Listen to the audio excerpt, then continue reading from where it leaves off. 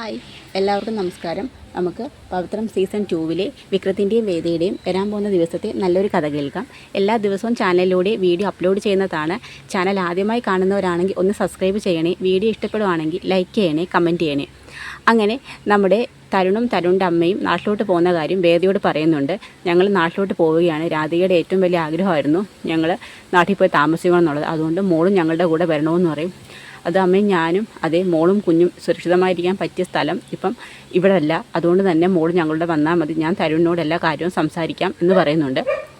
അങ്ങനെ വേദയ്ക്കും അതൊരു ശരിയാണെന്ന് തോന്നുന്നുണ്ട്. തൻ്റെ ചേട്ടൻ ശ്രീകാന്ത് തന്നെയും തൻ്റെ കുഞ്ഞിനെയും ഇല്ലാതാക്കാൻ ഗുണ്ടകൾ ഏർപ്പാട് ചെയ്ത കാര്യം വേദയ്ക്ക് അറിയാമായിരുന്നു. ഹോസ്പിറ്റലിൽ വന്നിട്ട് മിക്ക റൂമുകളും അവർ പരിശോധിക്കുന്നുണ്ടായിരുന്നു. അങ്ങനെ സെക്യൂരിറ്റിക്ക് കുറച്ച് പൈസയെ കൊടുത്ത് സെക്യൂരിറ്റി അടുത്ത് പറയുന്നുണ്ട്, ഇവിടെ ഒരു മലയാളി പെൺകുട്ടി ഡെലിവറി സംബന്ധമായിട്ട് അഡ്മിറ്റ് ചെയ്തിട്ടുണ്ടോ എന്നൊക്കെ അന്വേഷിക്കുന്നുണ്ട്. അങ്ങനെ സെക്യൂരിറ്റിയിൽ നിന്ന് അവർക്ക് ചില വിവരങ്ങളൊക്കെ കിട്ടുന്നുണ്ട്. ഒരു പെൺകുട്ടി ഇവിടെ അഡ്മിറ്റ് ചെയ്തിട്ടുണ്ടായിരുന്നു, പക്ഷേ ആ കുട്ടിയുടെ പേര് രജിസ്റ്ററിൽ നിന്ന് മാറ്റി വേറെ പേര് എഴുതി ചേർത്തിരിക്കുന്നതെന്ന് മനസ്സിലാവുന്നുണ്ട്. അപ്പോൾ അവർക്ക് മനസ്സിലാവുന്നൊരു വേദയാണത്.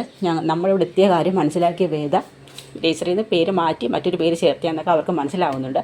അപ്പോൾ വേദ ആ ഭാഗത്ത് എവിടെയോ ഉണ്ടെന്നുള്ള വിവരം അവർ ശ്രീകാന്തിന് ഇൻഫോം ചെയ്യുകയാണ്. അങ്ങനെ വേദയ്ക്കും അത് ശരിയാണെന്ന് തോന്നുന്നുണ്ട്. തരുണിൻ്റെ അമ്മയുടെയും കൂടെ നാട്ടിലോട്ട് പോയി കഴിഞ്ഞാൽ എൻ്റെയും എൻ്റെ കുഞ്ഞിൻ്റെയും ജീവൻ സുരക്ഷിതമാവത്തുള്ളൂ വേദയ്ക്ക് മനസ്സിലാവും. അങ്ങനെ തരുണിൻ്റെ അമ്മയുടെയും കൂടെ നാട്ടിലേക്ക് പോകാൻ വേദ തയ്യാറാവുകയാണ്. അങ്ങനെ നാട്ടിലെത്തുന്ന തരുണിനോട് വേദയെക്കുറിച്ചുള്ള എല്ലാ വിവരങ്ങളും തരുണിൻ്റെ അമ്മ പറയുകയാണ്. അപ്പോൾ തരുണിന് മനസ്സിലാവുന്നുണ്ട് വേദയുടെ സാഹചര്യമൊക്കെ. അങ്ങനെ വേദയോട് നേരിട്ട് തരുൺ സംസാരിക്കുന്നുണ്ട്. അങ്ങനെ വേദ വക്കീലായിരുന്ന കാര്യം തൻ്റെ അച്ഛൻ ജില്ലാ മജിസ്ട്രേറ്റ് ആയിരുന്നു. അങ്ങനെ വിക്രത്തിനെ വിവാഹം കഴിച്ചതുൾപ്പെടെയുള്ള എല്ലാ കാര്യങ്ങളും ഇപ്പം വിക്രം ചെയ്യാത്ത തെറ്റിൻ്റെ പേരിലാണ് ജയിലിലായതെന്നും ഇതിന് കാരണം തൻ്റെ ചേട്ടൻ ശ്രീകാന്താണെന്നും അയാൾ ഒരു ക്രിമിനൽ മെൻറ്റാലിറ്റിയുള്ളൊരു സ്വഭാവമാണെന്നൊക്കെ തരുണിനോട് പറയുന്നുണ്ട്. സ്വത്തിനും പണത്തിനും വേണ്ടി അയാൾ എന്ത് ക്രൂരകൃത്യവും ചെയ്യും. അയാളെ പേടിച്ചാണ് ഞാൻ ഈ നാട്ടിലോട്ട് തന്നെ ട്രെയിൻ കയറിയെന്നൊക്കെ പറയുന്നുണ്ട്. അതിൽ നിന്നൊക്കെ തരുണിന് മനസ്സിലാവുന്നുണ്ട് വിക്രം നിരപരാധിയാന്നുള്ള കാര്യം. അങ്ങനെ പുതിയ DCP ആയിട്ട് വിക്രം ചുമതല ഏൽക്കുകയാണ്. അതറിയുന്ന ദർശൻ ശ്രീകാന്തിനെ ഇൻഫോം ചെയ്യുന്നുണ്ട്. അപ്പോൾ മറ്റ് കേസുകളിൽ നിന്നൊക്കെ കുറച്ചും കൂടി പ്രാധാന്യം വിക്രത്തിൻ്റെ കേസിന് കൊടുക്കുകയാണ്. അങ്ങനെ വിക്രത്തിൻ്റെ കേസിനെ കുറിച്ചൊക്കെ അദ്ദേഹം അന്വേഷിക്കുന്നുണ്ട്. അതിൽ നിന്ന് കുറച്ച് വിവരങ്ങളൊക്കെ അദ്ദേഹത്തിന് കിട്ടുന്നുണ്ട്. അങ്ങനെ വിശ്വത്തിൻ്റെ ഭാര്യയും മാഷിൻ്റെ കൂടാണ് താമസമെന്നും മാഷിൻ്റെ ഭാര്യ കമല മരിച്ചുപോയ കാര്യവും ഒക്കെ തരുൺ അറിയുന്നുണ്ട്. അതുപോലെ തന്നെ വേദയുടെ വീട്ടിൽ ചെന്നും കുറച്ച് വിവരങ്ങളൊക്കെ കളക്ട് ചെയ്യുന്നുണ്ട്. വിക്രത്തിനെ രക്ഷിക്കാൻ വേദയുടെ അച്ഛൻ ശ്രമിക്കുന്ന കാര്യമൊക്കെ തരുൺ അറിയുന്നു. അങ്ങനെ കിട്ടിയ വിവരങ്ങളെല്ലാം വേദയെ അറിയിക്കുന്നുണ്ടായിരുന്നു. അങ്ങനെ വേദയ്ക്ക് അതൊരാശ്വാസമായിരുന്നു. തൻ്റെ അച്ഛൻ തൻ്റെ ഭർത്താവിനെ രക്ഷിക്കാനായിട്ട് ശ്രമിക്കുന്ന കാര്യം അറിയുന്ന വേദ വളരെയധികം സന്തോഷവതിയായിരുന്നു. പക്ഷേ വിക്രത്തിനെ എങ്ങനെ രക്ഷിക്കുമെന്നുള്ളൊരു ടെൻഷൻ വേദയ്ക്കുണ്ടായിരുന്നു. അങ്ങനെ ചില കാര്യങ്ങളൊക്കെ വേദയും തരുണും തമ്മിൽ സംസാരിക്കുന്നുണ്ട്. അതിൽ നിന്ന് വേദ അനിയൻകുട്ടൻ അന്ന് പറഞ്ഞ ഒരു വോയിസ് റെക്കോർഡ് എടുത്ത് തരുണിനെ കാണിക്കുകയാണ്. അങ്ങനെ അത് അവർ കേൾക്കുന്ന തരുൺ പറയുന്നുണ്ട്, ഇതൊരു നല്ല തെളിവാണ് ശ്രീകാന്തിനെതിരെ, ഇത് തന്നെ തനിക്ക് പ്രയോജനപ്പെടുമെന്നൊക്കെ പറയുന്നുണ്ട്. തൻ്റെ ഭർത്താവിനെ നമുക്ക് രക്ഷപ്പെടുത്താം എന്നൊക്കെ തരുൺ വേദയ്ക്ക് വാക്ക് കൊടുക്കുന്നുണ്ട്. അങ്ങനെ ഇതേ സമയം തന്നെയാണ് നമ്മുടെ വിക്രത്തിനും ജയിലിലും പല അപകടങ്ങളും സംഭവിക്കുന്നുണ്ട്. ശ്രീകാന്ത് അയച്ച ഗുണ്ടകൾ വിക്രത്തിനെ ജയിലിനകത്ത് വെച്ച് തന്നെ അപകടപ്പെടുത്താൻ ശ്രമിക്കുന്നുണ്ട്. അതുകൂടാതെ കമല മരിച്ചു പോയത് അറിയുന്ന വിക്രം കമലയ്ക്ക് വേണ്ടി കുറച്ച് ചോറൊക്കെ ഇങ്ങനെ ആഹാരം കഴിക്കുന്ന സമയത്ത് മാറ്റി വെക്കുന്നുണ്ട്, ബലിച്ചോറ് കണക്ക്. പക്ഷേ അതൊക്കെ കാണുന്ന സഹതടവുകാരിൽ ചില ആൾക്കാർ വിക്രത്തിനെ വിക്രത്തിനോട് കളിയാക്കി സംസാരിക്കുകയും ചെയ്യുമ്പോൾ വിക്രം അവരോട് ദേഷ്യപ്പെടുകയും തിരിച്ച് അവിടെ ഒരു അടിപിടി ഉണ്ടാവുകയൊക്കെ ചെയ്യുന്നുണ്ട്. അങ്ങനെ പോലീസുകാർ ചെന്ന് ആൻഡ്രൂസിനോട് പറയുന്ന സമയത്ത് ആൻഡ്രൂസ് പറയും, കുറച്ച് ദിവസം മുമ്പേ അവനെ കുറച്ച് പേര് ചേർന്ന് തല്ലിച്ചതച്ച് അബോധാവസ്ഥയിലാക്കിയല്ലോ, അപ്പോൾ ആർക്കും ഒരു പരാതിയില്ലായിരുന്നു. ഇപ്പം അവനെ വെറുതെ കളിയാക്കിയോണ്ട് 2 തല അവന്മാർക്കും കിട്ടട്ടെ, ഒരു കുഴപ്പമില്ലെന്ന് പറഞ്ഞ് ആൻഡ്രൂസ് അങ്ങ് ഒഴിഞ്ഞു പോവുകയാണ്. ആൻഡ്രൂസ് വിക്രത്തിൻ്റെ ഭാഗം ചേർന്നാണ് സംസാരിക്കുകയും പെരുമാറുകയൊക്കെ ചെയ്യുന്നത്.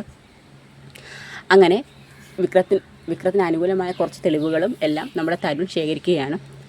അതിനുശേഷം വേദ കുഞ്ഞുമായിട്ട് സുരക്ഷിതമായി നമ്മുടെ തരുണിൻ്റെയും അമ്മയുടെയും കൂടെ ഉണ്ടെന്നുള്ളത് വേദയ്ക്കൊരു ആശ്വാസമായിരുന്നു. തൻ്റെ കുഞ്ഞിനൊരു അപകടവും ഉണ്ടാവില്ലല്ലോ, തൻ്റെ കുഞ്ഞിൻ്റെ അച്ഛനെ തന്നെ തൻ്റെ കുഞ്ഞിനെ ഏൽപ്പിക്കണമെന്നാണ് വേദയുടെ ഏറ്റവും വലിയ ആഗ്രഹം. അതിനായിട്ടാണ് വേദ കാത്തിരിക്കുന്നതും. ഇതിനെല്ലാം കാരണക്കാരനായ ശ്രീകാന്തിനോട് പക വീട്ടണമെന്ന് പറഞ്ഞ ഒരു അടങ്ങാത്ത പ്രതികാരവും വേദയ്ക്കുണ്ടായിരുന്നു.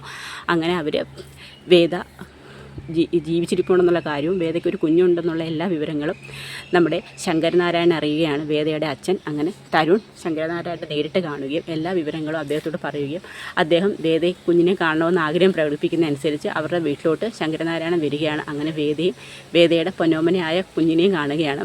അങ്ങനെ പറയുന്നുണ്ട്, മോളെ ഇത്രയും നാളും നിന്നെ കാണാതെ ഞങ്ങൾ എവിടേക്ക് അന്വേഷിച്ചെന്നറിയൂ. അങ്ങനെ വേദ ഇടുക്കി രാജാക്കാട് വെച്ച് നടന്ന എല്ലാ സംഭവങ്ങളും പറയുകയാണ്. ആ സമയത്ത് തരുണിനോട് ശങ്കരനാരായണൻ പറയുന്നുണ്ട്, സാർ ഇതിനകത്ത് അവൾ പറഞ്ഞ മിക്ക കാര്യവും സത്യമാണ്. അന്ന് അനിയൻകുട്ടൻ നിരപരാധിയാണെന്നുള്ള കാര്യം അറിഞ്ഞതിന് ശേഷം എന്നെയാണ് വേദ ആദ്യം വിളിച്ച് ഈ കാര്യം പറഞ്ഞത്. ഞാനാണ് അവൻ്റെ മൊഴിയെടുക്കാൻ അങ്ങോട്ട് വരാമെന്ന് പറഞ്ഞിരുന്ന അതിന് പിറ്റേ ദിവസമാണ് ഇങ്ങനെ ഒരു അപകടം സംഭവിച്ചത്. തൻ്റെ മകൻ ഇത്രയ്ക്കൊരു കൊടും കൊലപാതകം ചെയ്യുമെന്ന് ഞാൻ ഒരിക്കലും പ്രതീക്ഷിച്ചിരുന്നില്ലെന്നൊക്കെ പറയുന്നുണ്ട്. ആ സമയത്ത് തരുൺ അദ്ദേഹത്തെ ആശ്വസിപ്പിക്കുകയാണ്. അതിനുശേഷം പറയും, വിക്രത്ത് നിരപരാധിയാണെന്ന് എനിക്കറിയാം, അതിനുവേണ്ടി എന്ത് ഞാൻ ചെയ്യും, അതുകൊണ്ട് തന്നെ അവനെ ജയിലിലിറക്കാൻ ഞാൻ ശ്രമിക്കുമെന്ന് പറയും. ആ സമയത്ത് വേദയുടെ കയ്യിലുള്ള തെളിവിൻ്റെ കാര്യം തരുൺ ശങ്കരനാരായണനോട് പറയുന്നുണ്ട്. അതേ അടുത്ത കോടതി വിളിക്കുന്ന സമയത്ത് ഈ തെളിവ് നമുക്ക് ഹാജരാക്കാം, ഞാൻ കോടതിയിൽ അപ്പീലിന് കൊടുത്തിട്ടുണ്ടെന്നുള്ള കാര്യങ്ങളൊക്കെ തരുണോട് പറയുന്നുണ്ട്. ഞാൻ എല്ലാ വിവരവും അന്വേഷിച്ചായിരുന്നു സാറെന്നൊക്കെ ശങ്കരനാരായണനോട് തരുൺ പറയുന്നുണ്ട്. അതിനുശേഷം പറയും, മോളെ ഇനി അടുത്ത തവണ കോടതി കൂടുമ്പം നമ്മൾ കാണുന്നത് വിക്രം ജയിലിൽ നിന്ന് പുറത്തിറങ്ങുന്നതായിരിക്കും. ഈ അച്ഛൻ അവളെ പുറത്ത് കൊണ്ടുവരും. 1 വർഷത്തിന് ശേഷം നിങ്ങൾ തമ്മിൽ ഒരുമിച്ചൊരു സുഖകരമായൊരു ജീവിതം ഉണ്ടാകുമെന്നും ശങ്കരനാരായണൻ മോൾക്ക് വാക്ക് കൊടുക്കുകയാണ്. അങ്ങനെ വേദ വളരെ വിഷമിച്ചിരിക്കുകയാണ്. അങ്ങനെ ഈ സമയം നമ്മുടെ ദർശനും ശ്രീകാന്തും വലിയ സന്തോഷത്തിലാണ്. കാരണം അടുത്ത തവണ കോടതി കൂടുന്ന സമയത്ത് ഒരു കാരണവശാലും വിക്രം പുറത്തിറങ്ങത്തില്ലെന്നാണ് ദർശൻ്റെ ഒരു വാദം. കാരണം എന്ന് വെച്ച് കഴിഞ്ഞാൽ എല്ലാ തെളിവുകളും വിക്രത്തിന് എതിരെയാണ് ദർശൻ കൊണ്ടുവന്നിരിക്കുന്നത്. ദർശൻ ഒരു ക്യാരക്ടറുള്ള ആളായിരുന്നു. കാരണം ഇല്ലാത്ത കള്ള തെളിവുകളും കള്ള സാക്ഷിമൊഴികളുടെയൊക്കെ അടിസ്ഥാനത്തിലാണ് വിക്രം ജയിലിലായത്. ആ സമയത്ത് വേദ സേതുവിൻ്റെ കാര്യവും തരുണിനോട് പറയുന്നുണ്ട്. ഈ സമയം ഇങ്ങനെ അവിടെ ഇടുക്കിയിൽ രാജാക്കാട് ഇങ്ങനൊരു അപകടം നടക്കുന്ന സമയത്ത് തന്നെ സേതുവാണ് ഇതെല്ലാം നേരിട്ട് കണ്ടത്. സേതു പക്ഷേ കോടതിയിൽ വിക്രത്തിന് എതിരെയാണ് മൊഴി കൊടുത്തതെന്ന് കൂടി പറയുന്നുണ്ട്. ശരി, അയാളിപ്പോൾ എൻ്റെ കസ്റ്റഡിയിലുണ്ടെന്നും തരുൺ വേദയോട് പറയുന്നുണ്ട്. അങ്ങനെ കോടതി കൂടുന്നുണ്ട്. കോടതി കൂടുന്ന ആ സമയത്ത് അവിടെ കോടതിയിൽ ശങ്കരനാരായണനും ദർശനും തമ്മിൽ ഏറ്റുമുട്ടുകയാണ്. അങ്ങനെ വിക്രത്തിന് അനുകൂലമായി ശങ്കരനാരായണനും പ്രതികൂലമായി ദർശനും ബാധിക്കുകയാണ്. ആ സമയത്ത് ഒട്ടും പ്രതീക്ഷിക്കാതെ നമ്മുടെ സേതുവിനെ കോടതിയിൽ ഹാജരാക്കുന്നുണ്ട്. ഇതേ സമയം തന്നെ വിക്രത്തിനെ ജയിലിൽ നിന്ന് കോടതിയിലോട്ട് കൊണ്ടുവരുന്ന സമയത്ത് വിക്രത്തിന് അവിടെയും ചില അപകടങ്ങളൊക്കെ സംഭവിക്കുന്നുണ്ട്. ശ്രീകാന്ത് അയക്കുന്ന ഗുണ്ടകൾ വിക്രത്തിനെ അപകടപ്പെടുത്താൻ ശ്രമിക്കുകയാണ്. പക്ഷേ ഇത് മുൻകൂട്ടി അറിയുന്ന തരുൺ കുറച്ച് പോലീസുകാരെയൊക്കെ ഏർപ്പാടാക്കി ആ അപകടത്തിൽ നിന്ന് വിക്രത്തിനെ രക്ഷിക്കുന്നുണ്ട്. അപ്പോൾ അതിനൊക്കെ പിന്നിൽ മറ്റാരോ പ്രവർത്തിക്കുന്നുണ്ടെന്നുള്ള കാര്യം ശ്രീകാന്തിന് അറിയാമായിരുന്നു. പക്ഷേ കോടതിയിലോട്ട് വിക്രം ജീവനോടെ വരുമെന്ന് ആരും പ്രതീക്ഷിച്ചതല്ല. അങ്ങനെ വാദം നടക്കുന്ന സമയത്ത് തന്നെ സേതുവിനെയാണ് ശങ്കരനാരായണൻ ആദ്യം സംസാരിക്കുന്നത്. ആ സമയത്ത് തന്നെ ശങ്കരനാരായണൻ പറയുന്നുണ്ട്, ഈ കോടതിയിൽ ഈ കേസ് നടക്കുന്ന സമയത്ത് നിങ്ങൾ മുൻപ് വിക്രത്തിന് പ്രതികൂലമായിട്ടാണ് സംസാരിച്ചത്.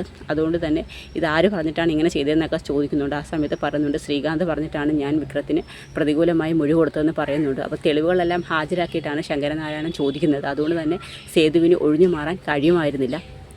അപ്പോൾ അങ്ങനെ ചില കാര്യങ്ങളും കൂടി അവിടെ നടക്കുന്നുണ്ട്. ആ സമയത്ത് ഈ എല്ലാ സത്യങ്ങളും അവിടെ വെച്ച് തന്നെ സേതുവിൻ്റെ വായിൽ നിന്ന് തന്നെ ദർശൻ അറിയുകയാണ്. തൻ്റെ അച്ഛനെ കൊല്ലാൻ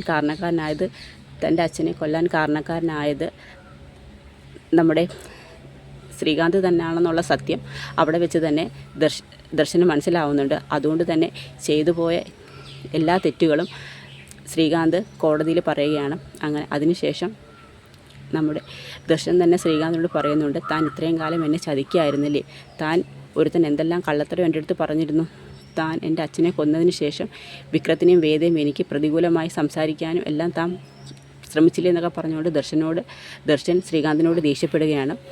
അതിനുശേഷം കോടതി വിക്രത്തിനെ നിരപരാധികം പുറത്തു വിടുകയാണ്. ഇതറിയുന്ന ശങ്കരനാരായണന് വളരെയധികം സന്തോഷമാവുകയാണ്. അങ്ങനെ വിക്രത്തിനെയും കൂട്ടിക്കൊണ്ട് ശങ്കരനാരായണൻ കോടതിക്ക് പുറത്ത് വരികയാണ്. ആ സമയത്ത് തരുണും അവിടെ നിൽപ്പുണ്ട്. അപ്പോൾ വിക്രം തിരയുന്നത് മൊത്തം നമ്മുടെ വേദയായിരുന്നു. പക്ഷേ വേദയെ അവിടെ കാണത്തില്ല. അങ്ങനെ വേദയെ നോക്കുമ്പോൾ തരുണിൻ്റെ വണ്ടിക്കകത്ത് വേദ വന്ന് ഇറങ്ങുന്നതാണ് കാണുന്നത്. അപ്പോഴത്തേക്ക് പറയും, താൻ വിഷമിക്കേണ്ട, താൻ അന്വേഷിച്ച ആൾ എൻ്റെ കൂടെ ഉണ്ടെന്ന് പറയും. അങ്ങനെ വേദയെ കാണുന്ന വിക്രത്തിന് വളരെയധികം സന്തോഷമാവുകയാണ്. അതിനുശേഷം വേദയും വിക്രവും തമ്മിൽ ഒന്നിക്കുകയാണ്. അതിനുശേഷം പറയും, വിക്രത്തിന് ഇതിലും അതിമധുരമുള്ളൊരു സമ്മാനം ഞാൻ തരാമെന്ന് പറയും. അങ്ങനെ വേദ തൻ്റെ കുഞ്ഞിനെ കാണിച്ചു കൊടുക്കുകയാണ്. അങ്ങനെ വിക്രവും വേദയും കുഞ്ഞും തമ്മിൽ ഒരുമിക്കുന്നുണ്ട്. അപ്പോൾ അതൊക്കെയാണ് നമ്മൾ വരാൻ പോകുന്ന എപ്പിസോഡിൽ കാണാൻ പോകുന്നത്. അപ്പോൾ അതിനായി നമുക്ക് കാത്തിരിക്കാം.